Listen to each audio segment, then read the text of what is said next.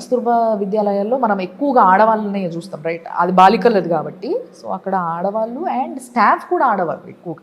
So వీళ్ళు ఏంది అని అంటే ముఖ్యంగా నైట్ డ్యూటీస్ చేయడం ఒకటి, వాళ్ళకి స్టాఫ్ అంటే టీచింగ్ స్టాఫ్ కాకుండా వేరే స్టాఫ్ లేకపోవడం వల్ల టీచర్స్నే ఆ ప్రతి ప్లేస్లో వాడేయడం ఒకటి, హాలిడే కూడా లేకపోవడం, ఒక పండగ వచ్చిన ఒక వీక్ ఆఫ్ ఒక హాలిడే ఇవి ఏవీ లేకుండా వాళ్ళని రుద్ది రుద్ది రుద్ది రుద్ది టీచర్లను కూడా లిటరల్లీ పిల్లల్ని రుద్దినట్టు రుద్దేస్తున్నారు. ఈవెన్ 10-12 years 13 years పనిచేస్తే కూడా వాళ్ళకి రెగ్యులరేషన్ లేదు, మినిమం స్కేల్ లేదు ఈ కస్తూర్బా ఇష్యూలో. అంటే అన్నిట్లో అందరికన్నా ఎక్కువ సఫర్ అయ్యేది కస్తూర్బా స్కూల్ టీచర్స్. అక్కడ అందరు గర్ల్స్ స్టూడెంట్స్కి వాళ్ళకు బాత్రూమ్స్ లేవు, మెయింటెనెన్స్ లేదు, తర్వాత వీళ్ళ టీచర్స్కు వెరీ నామినల్ పేమెంట్ ఉంది. అవన్నీ కూడా మనం సార్ట్అవుట్ చేయాలి. అక్కడ ముఖ్యంగా స్టాఫింగ్ అవసరము, ఇన్ఫ్రాస్ట్రక్చర్ ఇంప్రూవ్ చేయాలి. సో మీరు ఆల్రెడీ ఇది గుర్తించారు, నోట్ చేసుకొని పెట్టుకున్నారు మీ యొక్క ఏదైతే మేనిఫెస్టో తయారు చేసుకుంటారో దాంట్లో.